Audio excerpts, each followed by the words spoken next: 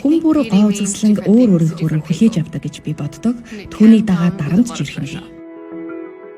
Евраз гаралтай эмэгтэй хүнийхээ хувьд би энэ дарамтыг аль аль талаасаа мэдэрдэг байлаа. Аз үндэстний хувьд нарны гэрлээс хол толгор цагаан арсыг сайхан тооцдог. Харин өсөж торинсон Австрали улсад цэнхэрнүүд наранд борлсон арс болон шаргал үсийг сайхан гэж үздэг. Тиймээс миний гоо үзэсгэлэн мэдрэх мэдрэмж ойлгомжгүй байсан. Гэхдээ аав ээж хоёр минь надад үргэлж өөрөөрөө бай. Чи бол хоёр соёлын хослол. Түүгээрээ бахархах хэрэгтэй гэж хэлдэг байсан.